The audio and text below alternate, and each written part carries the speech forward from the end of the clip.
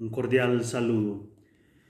Quería dedicar esta sección a comentar o reseñar un poco algunos libros que han salido sobre el proceso de independencia hispanoamericano en todo el continente, o al menos en Sudamérica, y que muestran un poco la labor o el papel que cumplieron los vencidos en este proceso largo de independencia, y que de alguna forma, digamos, fueron actores que fueron invisibilizados o condenados al ostracismo por 200 años al menos de historiografía. Entonces, bueno, qué mejor empezar con este texto que fue producido por una biblioteca local, y con el patrocinio o ayuda, eh, o promoción del Metro de Medellín, en un programa para la promoción de la lectura bueno, que todavía existe en la ciudad y que se llama Palabras Rodantes. Ellos imprimen algunas colecciones y se reparten gratuitamente en el metro bueno, para que los usuarios puedan disfrutar de estas lecturas. Entonces, este libro fue fantástico porque, bueno, primero eh, recopiló unas cartas o unas memorias que habían sido inéditas de José Manuel Restrepo. El libro se llama Tribulaciones y trabajos de don José Manuel Restrepo durante la independencia. Bien, como les contaba, son unas cartas, sus diarios o memorias que publicó, bueno, que Restrepo produjo durante los acontecimientos. Es decir, es un autor de primera mano que puede señalar como partícipe, eh, una especie de sujeto histórico, de individuo, mm, a partir del cual se construyen los ejercicios de memoria, ¿cierto? Esa memoria, como también eh, parte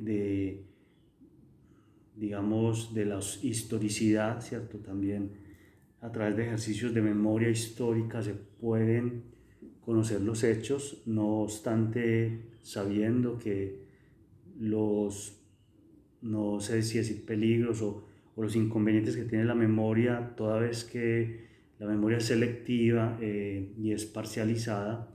En este caso tenemos a José Manuel Restrepo, que es un individuo que está comprometido con la revolución. Entonces en este texto se va a ver reflejado esa intención, ¿cierto?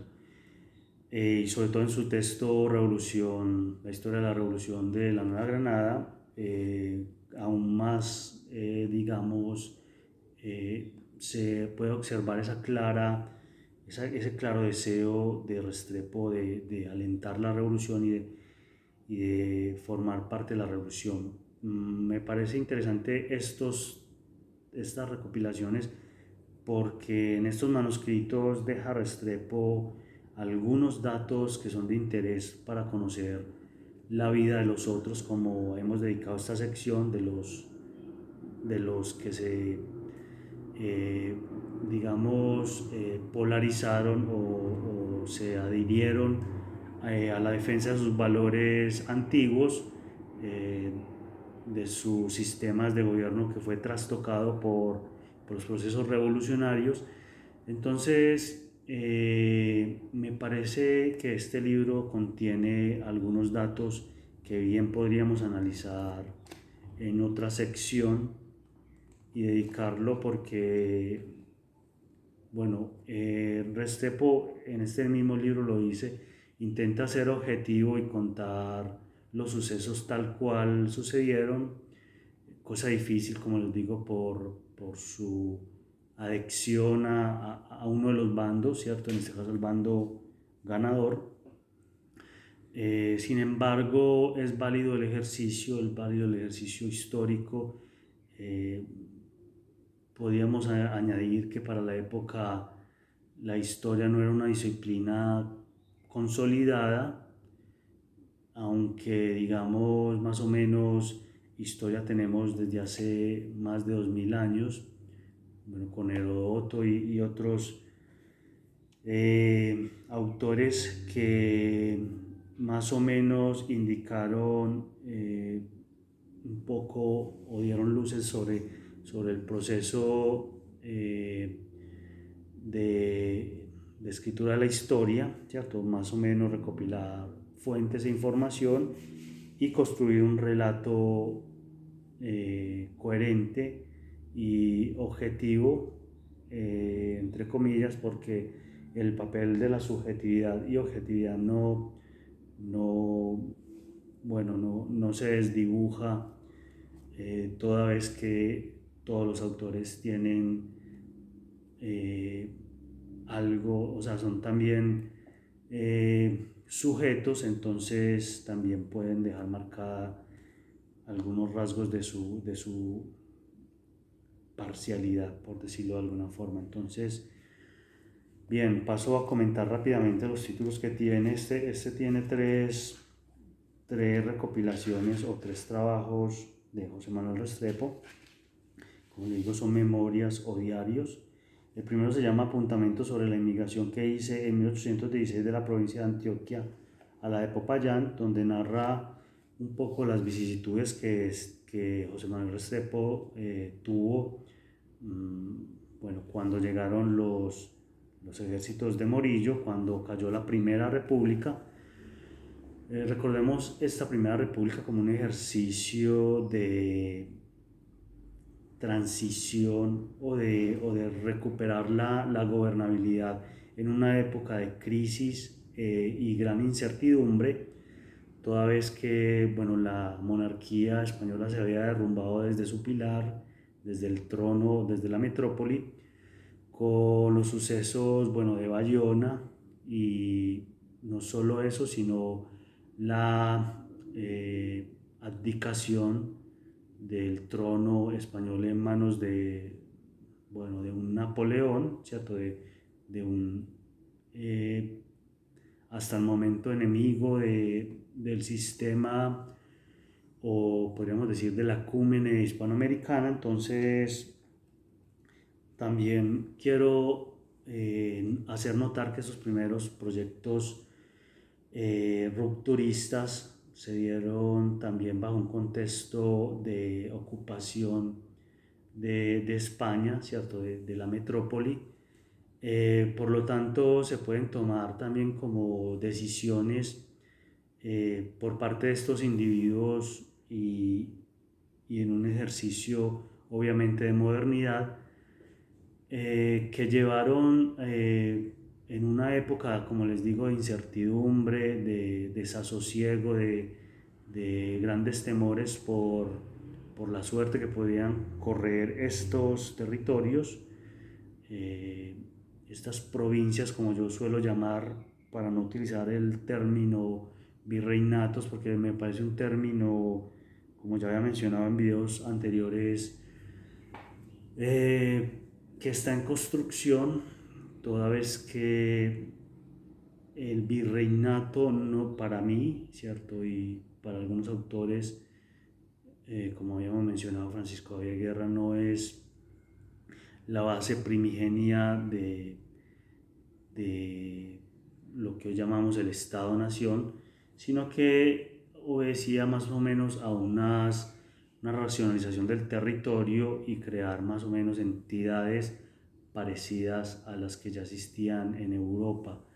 Sin embargo, van a ser las gobernaciones y las fundaciones las que recogen ese pueblo histórico, como yo ya he mencionado, ese pueblo con derechos de constituciones, y por eso vamos a ver estas pequeñas repúblicas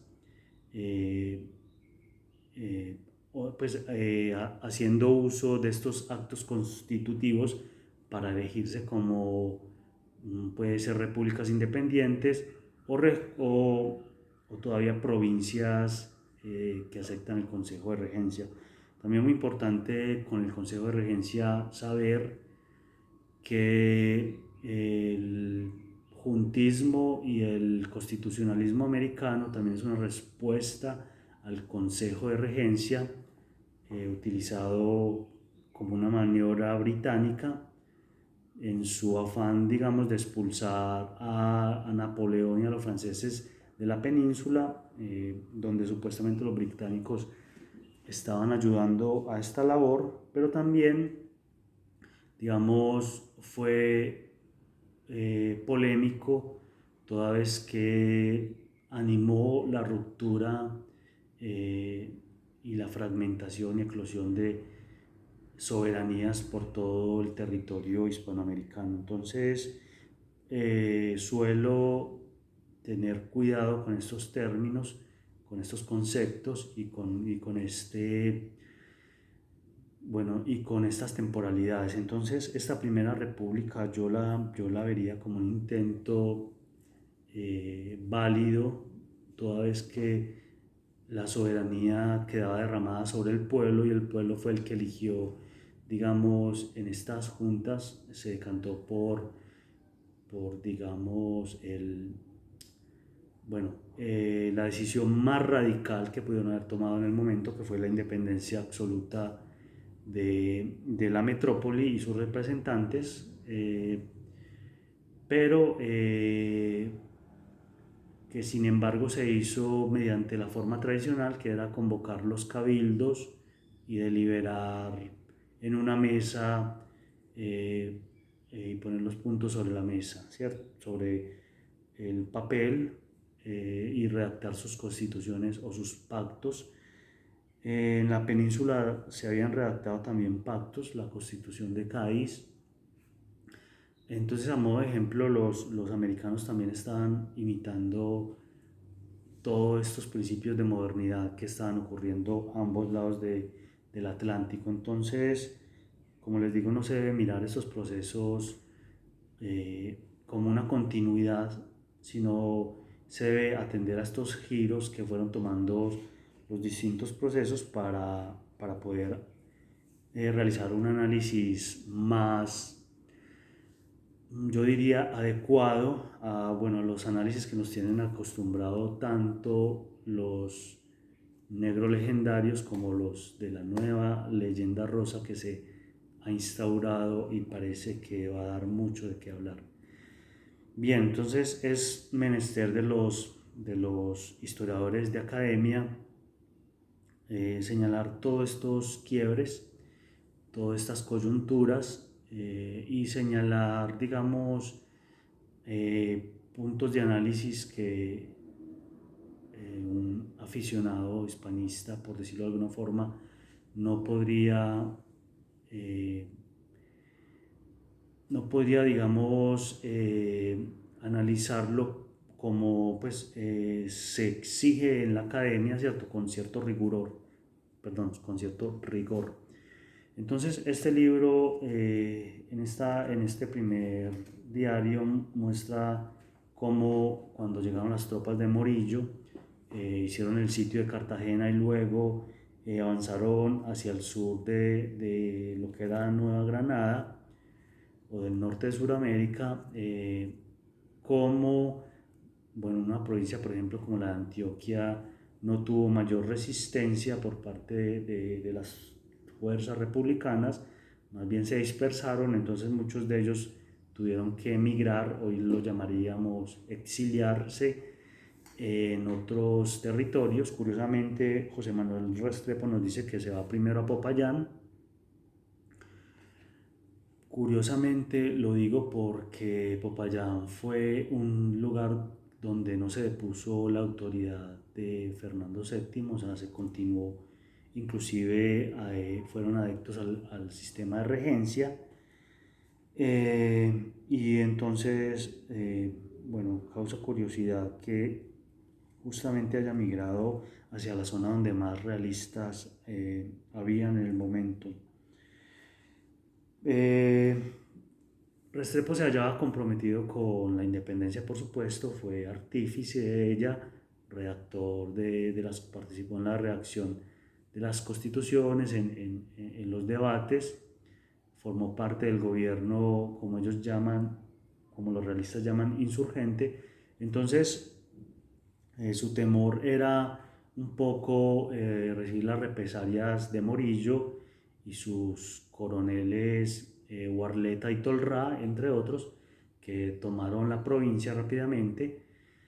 Sin embargo, Warleta, Tolrá, Morillo y en particular el rey, lo que otorgaron fue un indulto generalizado a toda la población, eh, y ejercicios de perdón y reconciliación. Entonces podríamos pensar, bueno, también se hicieron unos tribunales de inquisición que eran los encargados de investigar, indagar qué había pasado con nuestros gobiernos insurgentes, tribunales de purificación que eran aquellos que se dedicaban un poco a espiar las culpas, a hacer estos ejercicios de perdón eh, eh, necesarios, digamos, en todo conflicto. Y los tribunales de guerra, que fueron los que, por ejemplo, no aplicaron en la provincia. En la provincia no tenemos a ningún fusilado por haber participado en el gobierno insurgente, como si existieron en otras provincias del nuevo Reino de Granada. Por el contrario, en la provincia fueron acogidos sus habitantes con el indulto general. Entonces, Restrepo, bueno, luego viaja de Popayán a Kingston. Entonces, por eso nos viene el segundo diario, que se llamó Diario del viaje que hice de la ciudad de Río Negro en la provincia de Antioquia a Kingston en la isla de Jamaica en el año de 1816. Bien, muy interesante porque nos muestra pues el día a día de esas vicisitudes que tuvo que pasar o como dice, tribulaciones o periplesias que tuvo que pasar en su época de exiliado o emigrado, como decían en la época, y cómo se refugia en Kingston cuando Kingston ya estaba siendo un lugar donde estaban convergiendo todos los líderes y los revolucionarios hispanoamericanos, sobre todo en el área del Caribe, que habían inmigrado hacia esta zona y que desde allí estaban preparando grandes proyectos de desembarco y de equipamiento de tropas, municiones, pertrechos, capitales para formar un gran ejército y volver a las costas sudamericanas a tomar el control territorial. Entonces va a ser muy importante Kingston para este propósito. Bien, el tercer diario se llama Diario Político Militar, donde la temporalidad es, bueno, si lo encuentro, sí, Diario Político Militar, la temporalidad es desde julio de 1819, cuando regresa Restrepo, como digo, desde Kingston. Ya se han preparado grandes contingentes de militares republicanos y mercenarios y miles de mercenarios que los acompañaban, y se ha tomado, digamos, la decisión de invadir Nueva Granada. Se produce, por ejemplo, la Constitución de Angostura, que es la que reglamenta la creación de un país, otro país, distintos a los que habían, y al orden institucional que había. Este país lo llaman Colombia y va a nacer de la unión de lo que era el antiguo virreinato de la Nueva Granada. Bueno, antiguo entre comillas, porque el virreinato de la Nueva Granada para la época solo llevaba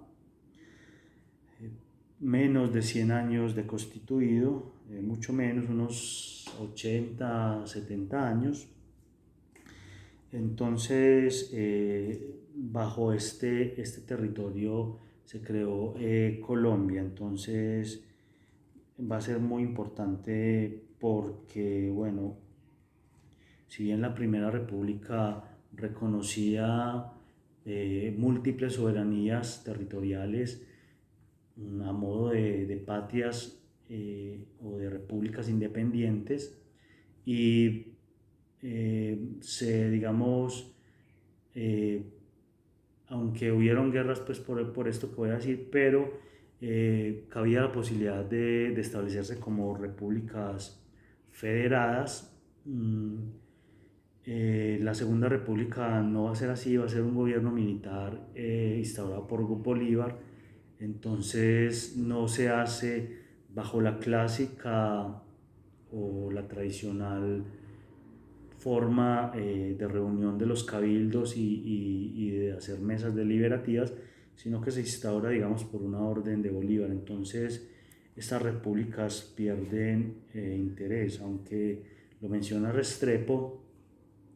eh, la gran eclosión de repúblicas que habían surgido en el contexto hispanoamericano, en este caso lo llaman repúblicas miserables en el sentido de que eran pequeñas y bueno, cualquier ciudad, provincia podía, digamos, declarar su independencia absoluta. Entonces, este libro es importante mencionarlo también porque en este libro encontré una de las primeras guerrillas realistas que se formaron en el territorio antioqueño.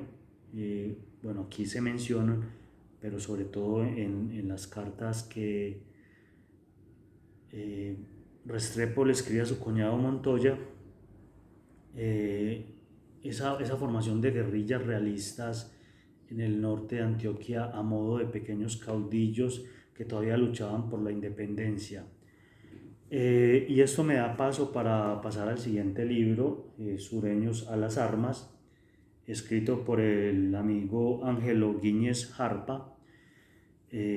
Bueno, un texto que muy amablemente me hizo llegar el amigo Ángelo, y que es todavía más honroso, bueno, haber dedicado unas palabras o haberme dedicado a este libro,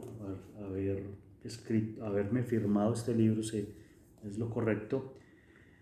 Y es un libro que yo ya había tenido la oportunidad de leerlo, pero ahora que lo tengo en físico, lo tomo todavía con más aprecio. Bueno, es un libro muy interesante que construyó el amigo Angelo, y que narra, digamos, esos sucesos de una forma cronológica que sucedieron en el en el extremo sur de Sudamérica, en concreto en Chile, en el sur de Chile, por eso se llama Sureños a las Armas, y que muestra un poco esa resistencia, bueno, de todavía los fieles a la monarquía hispánica y a los derechos de gobernar de Fernando VII. Es muy ameno, como les digo, la lectura porque son cartas un poco sacadas de la ficción, un poco basadas en hechos reales, donde muestran más o menos, como les digo, este proceso de independencia y esta resistencia realista por parte de los chilenos. Bien, este libro, bueno, paso a comentar este otro libro que me llega también del amigo Angelo, que hace en coautoría con Jorge Rodolfo March, un libro muy interesante que se llama La fe en los caudillos. Como les digo, también ha sido de mi interés investigar sobre estos caudillos realistas o estos especies de guerrilleros realistas que todavía pervivieron en el territorio. y sobre todo las resistencias más que armadas, las resistencias simbólicas que mucho tiempo después continuaron presentándose. Entonces, muy importante este libro, en coautoría con el amigo Jorge Rodolfo, que hace Angelo.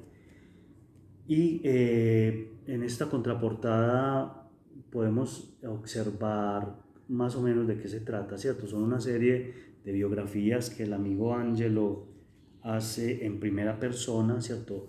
Un poco tratando de, de imaginar o de ponerse en el lugar de estos caudillos y de sus sentimientos desde su infancia hasta cuando se ven obligados a tomar las armas.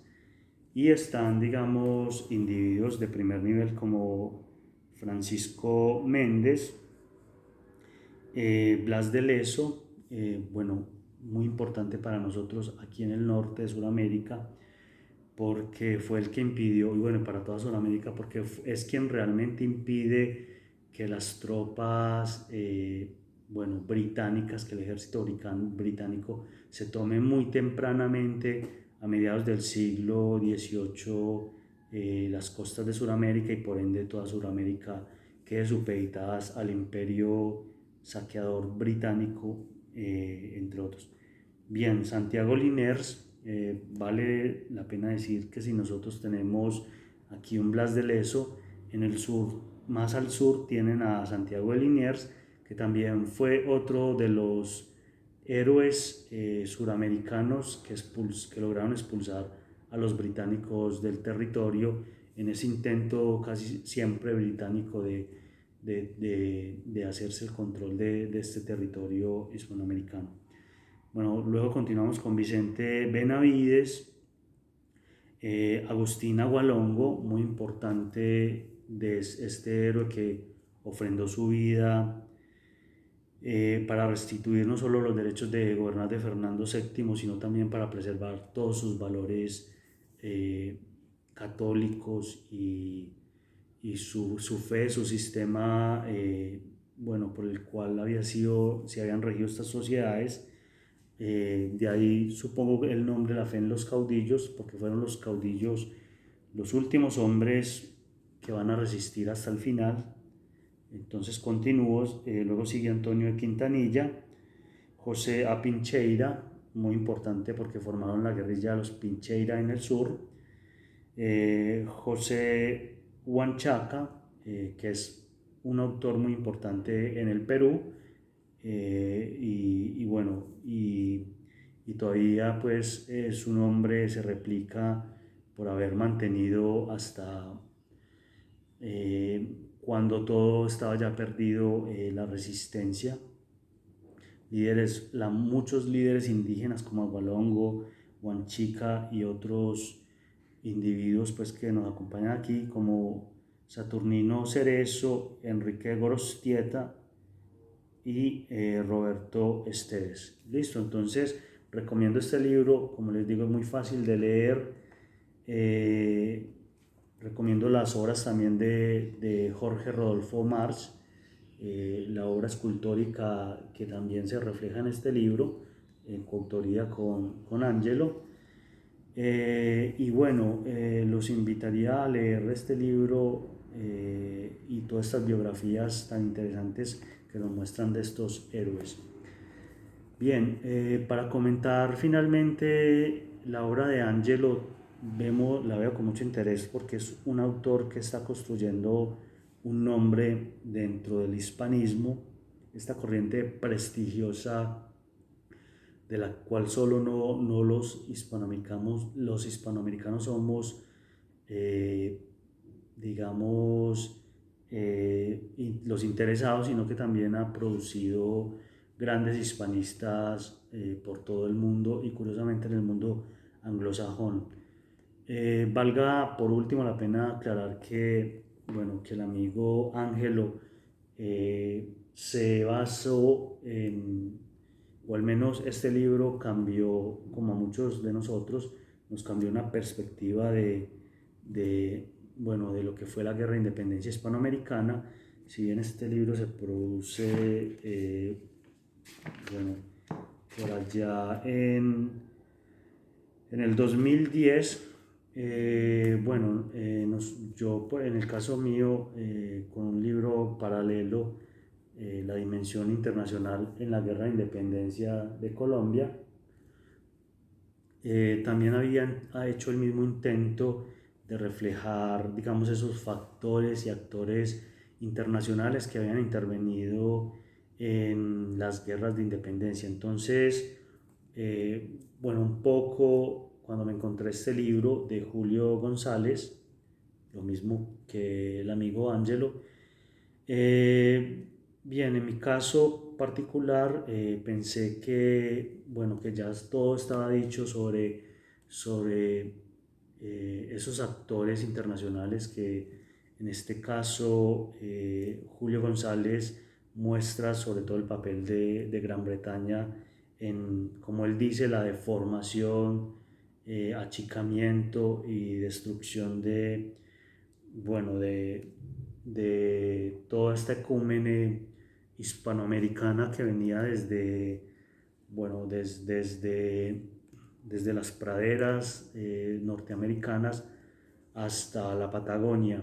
Entonces, es un libro inspirador, es un libro muy interesante que también recomiendo y que me sirvió y que me sirvió para hacer la parte más al norte de Sudamérica de este libro, que narra un poco también ese papel que tuvieron las potencias extranjeras en las guerras de independencia en Hispanoamérica. Entonces le quiero agradecer mucho al amigo Ángelo por haberme hecho llegar a estos libros y por firmarlos, una especie de dedicatoria.